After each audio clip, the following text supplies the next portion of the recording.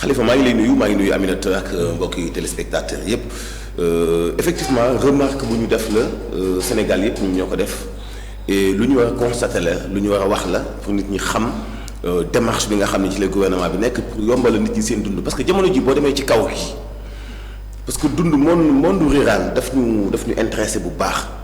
parce que foofu la am yi xaw a néew surtout ci jamonoy nawet bi jamono yi ñi nekk ci ville di jàmbat ay inondation ñi nekk ci kaw gi lu ñu lekk la ñuy lijjanti ak lu seeni fas lekk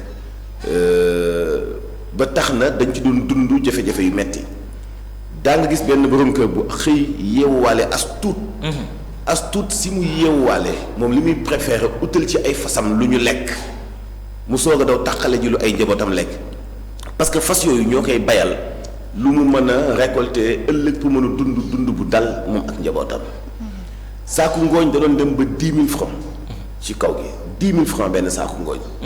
alors bu ñu demee ñu constaté ni saaku ngooñ léegi 3 000 francs la entre 3 000 4 000 te am na ñoo xam bu ñu gisee 3 000 dañuy fexee jaay pour mën ci génn bañ a perte nga gis ni xale yi bu ñuy waxtaan ci kaw gi dañ naan ren ngooñ dafa lamb mais ça c'est quelque chose. jamono ji ñu toog repas yokkuwul ci jamonoy nawet xëy na boo fekkee dundoo réalité monde rural mën nga bañ a comprendre loolu ni mu amee solo mais moo gën a woyof ci baykat bi wàññi kilo ceeb. wàññi ngooñ mi bañ a yéeg ki doon def spéculation du ko man moo gën a yomb ci baykat bi wàññi kilo ceeb bu fekkee comprendre nga monde rural ba tax na dafa am ay nit yoo xam ne Khalifa loolu dama ko yàgg di dénoncer dañuy toog ba ci digg nawet bi ñu fekk baykat yi xiif sonn jaaxle soxla xaalis ñu ñëw jënd ci ñoom ngooñ mu ñoragul saaku 1500 wala 2000 pour séentu ci di ko jaayee saaku 10 000 bénéfice bi ñu ci am loolu daanaka 500% la. dafa ëpp dafa ñaaw nga xam ni saaku ngooñ xel nanguwul nga koy jënde 1500 mais ki koy jël mënu ko bañ a jël parce que bu ko jëlul du añ bu añul du dem tool am ñoo xam ne ñooy gën a tedd ci mbay mi te xëyuñu gontuñu demuñu tool. am réew la bu ñu nee ba génn fa spéculation barkee nga ci ñu jiite réew ma te lu ma xam laa lay wax parce que lu ma pratiqué la lu ma dund ba ma juddoo ba léegi c'est-à-dire que ci wàllu gestion yi da ngay gis ni kii am na lu mu jagleel ñi nekk ci kaw gi ci wàllu barke ak xéewal ak bàyyi xel parce que koo xamante ni bii 1000 francs yooyu boo demee ci kaw gi Khalifa boo amee sa tool chaque jour boo xëyee boo fekkee ay jigéen nga soxla mun nga am nombre bi nga bëgg bu fekkee ay góor nga soxla mun nga am nombre bi nga bëgg. journée 2000 ngontu 1500 parce que ñoom ci loolu ñu dem ci toolu nit ñi am lu ñu leen fayee ci la ñuy taqale lu ñu dundale seen njaboot ci jamonoy nawet pour wax la ni kaw gi ndóol dëgg moo fay nekk jamonoy nawet ñàkk léegi boo demee bëgg a profité ci ñoom li ñuy béykat néew nga bëgg koo jënd ci ñoom saaku 1500 pour jaay ko saaku 10 000 francs bu yàlla defee nag li ñu xalaatoon ñoom ñu planifié ko mbas leen dañ ciy sant yàlla bu baax parce que dafa tegu ci kaw ñàkk yërmande parce que baykat bi la jaay ngooñam saaku 1500 bu nawetee bu bët sébbee moom mooy toppaat sa ginnaaw di la lewaayu pour nga jaay ko benn saaku ngooñ 10 000 francs ça c'est inimaginable amul benn yërmande nga tegal ko ci 8500 ci benn saaku bi. spéculation bu ñu ko génnee ci marché bi moo xam aliment de bétail volaille ak li nit ñi dundee bu amul spéculation dëkk bi dafay développé parce que loo bëgg da nga koy am ci njëggu normal am réew dañuy fixer njëg yi mais réew boo xam ne comme gouvernance libérale dama ko yàgg di dénoncer gouvernance libérale moo gën a bon ci gouvernance yi parce que danaan Khalifa Fall mii. moomam gerteem moomam ngooñam lu ko neex lay jaayee. Khalifa Fall moo koy saako soblem lu ko neex lay jaayee Khalifa Fall dong moom moo fi dese soble mais n'empêche jaayee lu ko neex kay jaay mu gaaw jeex mu gën mu dem utiwaat marchandise mais comme moom dong moo ko am. ni ñu poñee woon gouvernement bi bu ay tabaski ji gisee wala yenn événement ñi am ay hangar dañuy bloqué li nit ñi soxla dañ koy bloqué bañ ko génne bu ko defee ñu ni soble manqué na pomme de terre manqué na fekk na dara manqué wul ñi ko am ñu jàppale leen ñoo ko garder ci seeni hangar ba ñu yëg ni njëg gaa ngi yokku boo wootee ñu la am na de mais saako bi doon jar 5000 léegi 7500 lay jar. yokku ci xaaj bi. yokku maa tey. te loolu kilifa yi ñu ngi fi di ko gis. bien sûr. ba jékki-jékki nag Macky Sall ñëw di pëndal ci bëti nit ñi nga gis ay chef service départemental di jaay affaire zoro ak affaire guerrier di nangu ay marchandises su jàmbur di sommer ay jàmbur je l'ai dit un jour ma wax ko ki nekkoon chef service département bu Mbour fekk ay magasin yuy jaay ciment mu ñëw tëj ko parce que nee na Macky Sall nee na dafa wàññi ciment bi yéen xam ngeen ni Macky Sall wàññiwul dara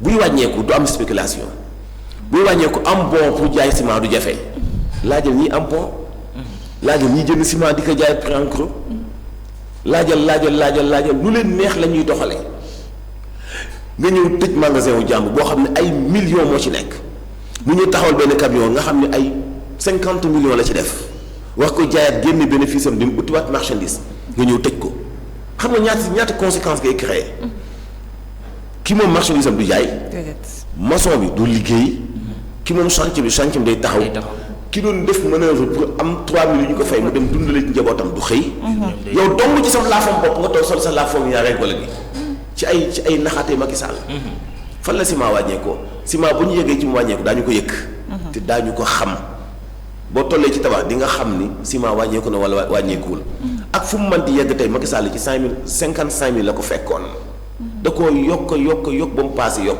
cimenterie yi nekk Sénégal ñoo la gën a xam ne li ñuy jaayee ciment du dëgg du yoon ñoom xam nañu ko fan la ñu poñantee ak nguur lan moo tax ñu ñett nguur ba lu leen neex jaayee sans picc ci kaw askan wi ñoom ñoo ko xam yooyu yëpp ay xeeti spéculation la yoo xam ne teguwul fenn kan mooy am quota nan la koy amee nan nga amee sañ-sañu am quota ay nit yu am ay takkatal ndooma tànk yoo xam ne business yëpp ñu ngi ca business yëpp ñu ngi ca sans picc ci kiy liggéey kiy tabax mosoo gis benn autorité bu taxaw xeex def bras de fer ak cimenterie yi nekk Sénégal pour weñ loxo ciment de Sahel non seen yoon nekku ci faale wuñu leen fu ñu leen jàpp nag ñoom ñoo ko xam loolu nag bu ñu ci indee changement nga gis ne spéculation amatul ci village yi amatul ci commerce bi amatul ci baykat yi mais bàyyi loolu foofu la dund gu normal di débuter parce que lépp dafay tegu ci cadre lu ñu réglementé lépp dafay tegu ci cadre justice mais def lu la neex système libéraux yu bon yooyu bu ci Sénégal génnee dañuy sant yàlla bu baax en tout cas ñi gënoon di souffrir ci Sénégal di mbokki baykat yi ci période bii nii xam nga inondation yi dëgg la mais ñun médias yi parfois dañuy xaw a faible sentimental voire mu yóbbu sax ci égoïsme parce que fi ñuy dund muy monde urbain bi la ñuy foog ni loolu dong moo existe quoi alors majorité sénégalais yi ci village yi la ñuy dëkk bu la ay semi urbain loo xam ni village yoo xam ni xaw nañu ngand mais ngand nañu loolu ba nekk ay ville alors ñooñu ngay traité ñoom seeni ay souffrance yow jamono ji nit ki di wut fu muy taale boolu ceebam amu ko wala cinal ceebam amu ko parce que dafa inondé jamono jooju am na koo xam ni moom amul lu mu jënd kilo ceeb boobu te mu ngi te nit la Sénégalais la mu ngi dund te lenn sababu ko lu dul spéculation ni ñu ko nappee ni ñu ko noggatoo ba mu yëg ni moom sentiratul boppam ci réew mi benn jour maa ngi leen koy wax mën leen révolution bi ma gis ci kaw gi xale yi kaw gi intelligence bi ñuy yeewul bi ñu am léegi par rapport ak ni ñu leen doon def ñun ñi leen magoon te dëkk ci village yi bu ma leen ne dina am changement dinañu folli Macky Sall par la force te duñu fal Amadou Ba daañu fal Diomaye moom mi nekk gone kaw comprendre bu baax li ne gis nga li ma la expliqué nii boo ko laajoon Diomaye noonu la koy expliqué souffrance bi nekk ci kaw gi jafe-jafe kaw gi moo gën a metti fuuf ñun li ñuy xëy suba ba ngoon muy inondation yi moo gën a metti fuuf ndool la ñun li ñuy wax muy inondation yi alors bu ñu demee ne ba yooyu di am ay changement ñu fiy jëlee ay spéculation yemale ñi nekk ci kaw gi ak ñi nekk ci taax yi ñu war dem di traiter information yi ci kaw gi xam souffrance bi nekk ci kaw gi mais c'est une bonne chose c'est pour le dire donc mënuñoo def lu dul féliciter ci gouvernement bi ci yoon boobu noonu te mu gën a yokk ba nga xamante ni bi baykat bi dootul sonn di jaaxle ci jamonoy nawet bay jël ngooñam di ko bàkkale te ñoragul ci ay saaku 1500 jël gerteem di ko bàkkale vraiment ñu am ay vision d'ailleurs maa ngi félicité am na benn signature partenariat bu am diggante caisse de dépôt et de consignation démb ak ministère de l'agriculture diggante Fadilou Keita ak Mabouba Diagne pour CDC dugal loxoom ci lépp loo xam mooy dooleel agriculture pour Sénégal nekk réew boo xam ne dafay def une bonne production boo xam ni non seulement consommateur bi dootul am problème mais daañu mën di sax exporter def naa ni loolu dafay wane juste gis-gis xalaat bi ñu am ci ci dooleel agriculture pour mën a génne Sénégal ci ndóol et pousse ndaw ñi ñu gën a liggéey ci wàllu développement awlak ci agriculture ak élevage. mais am na aussi ñu ma dooleel loolu mooy ñi nga xamante ni peut-être ñoom ñoo nekkee foofu ca Taïba Niassène en tout cas ñoom dañu bëgg a digitaliser mbir mi ngir fexe ba ku ci nekk ñu mën a xam ci ban fànn nga nekkee peut-être ci aspect agriculture et autres ndax loolu dina leen permettre ñu gën a dimbali ñi nga xamante ni ñoom ñooy baykat yi. mais macha allah c'est une bonne chose. xam nga Khalifa tey yarkatu ganaar. bi nekk Fongolimbi dafa am contact direct ak yarkatu ginaar bi nekk Matam. dañoo am benn réseau bu leen boole kenn ku nekk di xam kii lan la am ak kii lan la manqué am na ay réew yoo xam dañu ci devancé. boo duggee ci groupe éleveur yu nekk ay Burkina Faso ay Niger ak agriculteur da ngay gis benn jeune boo xamante ni bii bu nawet di waaj a jot dafay planter lu toll ci 500 wala 1000 pieds banana. après da koy dugg ci seen groupe agriculture yi nga xam ne dañu ko bokk automatiquement day am client yu ko jënd parce que ñoom dañu ñu devancer tuuti ci mënoo am espace bu tolloog 5 mètres sa kër te amoo fa garabu banana. wala garabu papaye ak limon boo xam da nga koy taaye mu lay meññal. nga ciy faj sa ay soxla. moo tax ñu devancer ñu ci wàllu agriculture alors Sénégal bu ñu commencé gis ay ndaw yoo xam ne ginnaaw bi ñu jàngee ba noppi. dañu géddul seen origine. dem digitaliser ko ba nga xamante ni bii baykat yi sàmmkat yi daañu mën di jokkoo daañu mën di gisante daañu mën di xamante loolu daf leen di permettre ñu gën a dooleel li ñuy wax ay foire. foire yi nga xam ne sàmmkat yi ñoo koy seq foire yi nga xam baykat yi ñoo koy seq. bu njëkk dañu doon wax naan damay dem marché luuma Mbafay. wala damay dem luuma Missira wala damay dem luuma Sandiara. ñun suñu dëkk. li muy jige yantoo ak dëkk ñoom Jomaay muy ñaari communauté rurale yu taxaloo Njagañaaw ak Sindia ñoo taxaloo ñu séq suufu Kibij mais li ñuy jigeyoo ñun suñuy papa yi dañu doon jóge suñu village yëpp dugub ci seen ay charrette dem Sandiara bu ñu demee Sandiara fa la ñuy tasee ak ñiy jóge Njagañaaw ak li ko ak ginnaaw caajaay dëkk yooyu ñu ñëw dajaloo parce que ñoom dañu daan wuute ci wàllu variété dugub bi ñuy bay ñeen naan ñii seen dugub dafay gudd waaye gub bi day gàtt ñii seen dugub dafay gàtt waaye gub bi day gudd ku nekk di def choix gis nga yooyu ay aar la yoo xamante ni bii bu ñëwaatee tey ci jamono day méngoo ak digital day tax ndaw ñi gën a jigéeyantoo mu gën a ubbi beneen business boo xam ne dootul nekk rek jël dugub bi ñëw ma jox la dugub bii nga jox ma dugub bii ma jox la gerte copp Saalum nga jox ma gerte fourré. ma jox la gerte essayement nga jox ma gerte fleur 11. mais dafay nekk beneen marché bu gën a ëpp valeur. au lieu Khalifa Fall di dem aveuglément yab charrettam gerte jëlee ko Kër Songo yóbbu ko Sandiara pour daje fa ak Ablaye Faye muy jóge njaay ñëw ñu daje fa ku nekk jënd aveuglément du demee noonu. maintenant digital bi dina leen permettre. ki dëkk Kër Songo xam ni ki dëkk Njaay am na gerte fourré Casamance bi mu soxla. bu boobaa est-ce que dañuy ñëw daje ci marché ba non dootu ko jar benn moyen de transport dong la ñuy soxla. bi yóbbuwaat mooy indiwaat ñu def échange waxaale bu juboo parce que foofu la digital egg. bu amee ay ndaw yoo xam ne nag tey ñu ngi liggéey bu mel noonu liggéey bu am solo noonu. gouvernement bi di leen ci jàppale ci seen ay vision c'est une bonne chose ñi fi nekkoon xamoon nañu ko de. dañoo faalewul woon ñi ñu bokkal réew mi malheureusement. duñu ko def donc vraiment il faut ñu féliciter gouvernement bi ci démarche yooyu et gën a encourager ndaw ñi ñu gën a bay suubu ci système boobu digitalisation boobu ba nga xam ni wàllu jokkalante ci agriculture ak élevage dana gën a yomb il y a des groupes WhatsApp am na ay groupe Facebook yoo xam ni man yu bëri bokk naa ci yoo xam dañuy jokkalantoo ci jaay ay ganaar ay naat ay kaay sama naat bi dafa am feebar bii lan moo koy saafara. loolu mooy benn connexion lay indi boo xam ne ci diggante baykat yi dañuy dem ba yëg ni ñoom ci àdduna bi la ñu bokk dañuy dem ba yëg ni ñoom ndóolatuñu dañuy dem ba yëg ni ñu ngi def business mais ñi fi nekkoon dañu ñoo gëm luwul woon loolu dañu ñu jàppoon ni kaw baykat bi moom ca kaw ga lay toog rek toujours bu nee jotee ñu exploité ko jox ko 5 kilos gerte bu noor jotee mu xiif ñu ñëw jënd toolam bu nee jotee ñu soppi ko benn surga ci biir tool ba mu daan bay moom fekk millions ya mu amoon commencé na ci bâtiment bu yeggul dootul yegg ilaa yow mi diini wax naa ko benn jour benn xew bu ma amoon benn dëj sama benn dëkk maam ma ñëw fekk dëkk ba yëpp ñu bëri miire mën leen miir yi duñ ci raax benn parce que tool la ñuy jaay jënde ko ciment commencé ko miir xaalis ba jeex na benn duñ ci raax benn miir ba koy peinture. effectivement dootoo bay. voilà la réalité. loolu mooy dëgg. boo ko jaayee dootoo bay di. c'est ça dootoo bay. te li nga jaayoon noonu jëndee nga ko ciment fi nga yem foofu nga yem. amul benn miir bu ñuy raax ba koy peinture. nguuru Macky Sall bonoon ci baykat bonoon ci monde rural Abdoulaye de la même chose gis nga ngàbbanu libéral moo doy sëkk patriotisme la ñuy imposer Sénégalais yi. baykat ba nekk Fongolimbi mi la muy yëg ak baykat ba nekk Matam nekk kiif.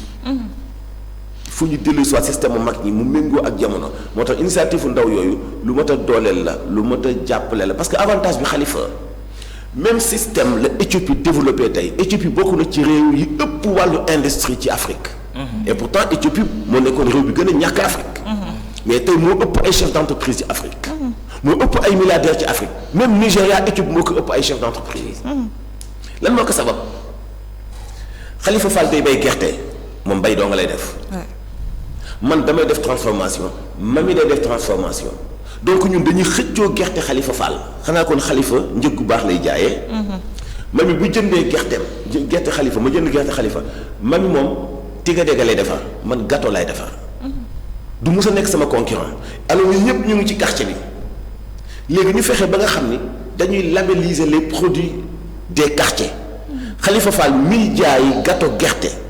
ñu vérifier ko labelliser ko ba nga xam ne Khalifa ci koñ bi la dëkk balaa kenn di ñëw di jaay si Khalifa day jaay ba noppi ci quartier ba.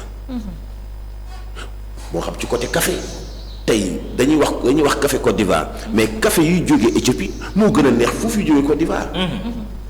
Côte d'Ivoire daanaka devancé wul Éthiopie ci côté café. gerte mu ngi fay am dugub mu ngi fay am te yëpp dañu ko industrialiser te doomi dëkk ba ñoo ko industrialiser di ko def commerce ci seen biir mais fii Sénégal. boo jaayee tega dege man mi ànd ak yow mais sa xarit suba ma commencé jaay tega dege. c'est ça le problème. nga jaay noflaay suba ma mi sa xarit ma commencé jaay noflaay. imité rek. nga jaay muuraake suba ma jaay muuraake. alors dañu ne yow boo nekkee ci quartier bi maanaam groupe bi ñu bokk groupe WhatsApp bi ñu bokk on est 100 personnes. Khalifa Fall day jaay gâteau man damay jaay muuraake kii day jaay noflaay kii di jaay tiga dege kii di jaay tiga dege ak leneen kii di jaay mbuum c'est-à-dire que amul concurrence déloyale. wala concurrence bu salté ci biir ñu dëkk ci quartier bi. loolu mooy lan kenn ku nekk day muus. ku nekk di muus. te ku ne da nga mën a jaay sa morom. ku ne day jaay sa morom. ku nekk li ngay consommer mooy li sa morom di defar. ku nekk di muus. léegi nag boo économique banque bi am reconnaissance ci sa ay chiffre d'affaires. mais génneel la xaalis. bien sûr. bientôt nga nekk koo xamante ni da ngay def chiffre d'affaires bu am doole. mais bu banque demee ba accepter lebal la 1 milliard tu es milliardaire. effectivement système boobu am Éthiopie mais Sénégal mën na koo am. surtout bu ñu ko awalee ci digitalisation bi ngay wax noonu c'est quelque chose te am nañu ay autorités yoo xam ni noppi nañu pour accompagner ñu ci wàllu woowu. noppi nañu pour jàppale ñu ci wàllu yooyu. donc c'est une bonne chose boo xamante ni bii c'est à saluer quoi ñi fi nekkoon ñoom nañ demal seen ngelaw nangu lu ñu tardé pendant 60 ans. libéraux yi la ak socialistes yi malheureusement. voilà c'est important tey El Hadj Mansour dunduñu patriotisme bi nga xam ne ñu ngi koy nemmeeku ndax kon mën nañu jàpp yaakaar ni kon rangoñu buur rangoñu baadoola kon ne di siim ci rey buur jeex na. mais jeex na bien sûr parce que kenn dootul doon baadoola bay génn ay rangoñ pour siimal kenn ay cere. système libéral da doon créer baadoola.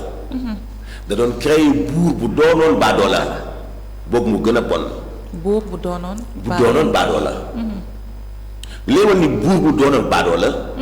mooy gis nga garmi pire bu ñu koy njoow day nelaw. mais suñu ñi fi nekkoon di suñuy njiit bu ñu leen day njoow dañuy njoowaan.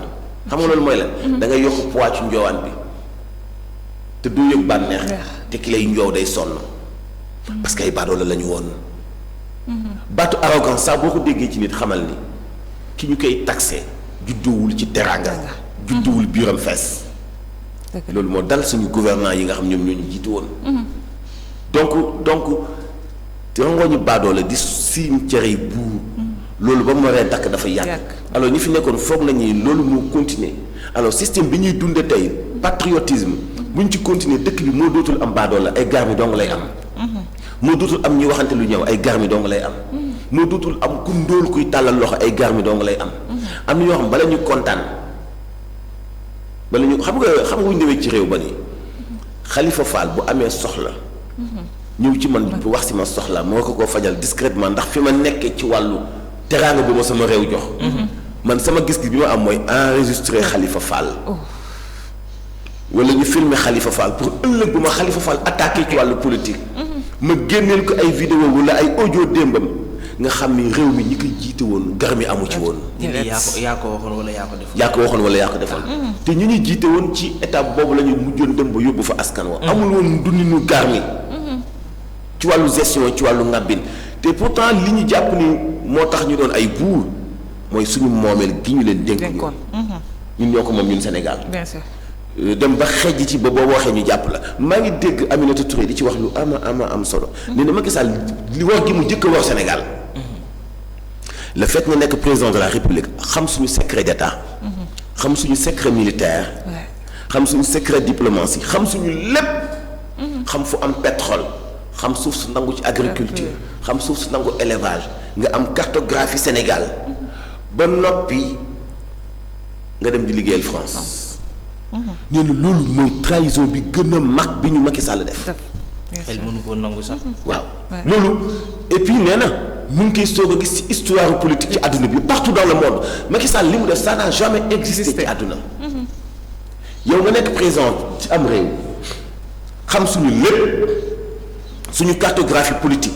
diplomatie sécurité lépp da nga ko maîtriser code yëpp yaa ko amoon. lépp yaa ko yoroon. yaa joxe caabi palais ba noppi génn palais dem di liggéey li beneen république. surtout bu tudd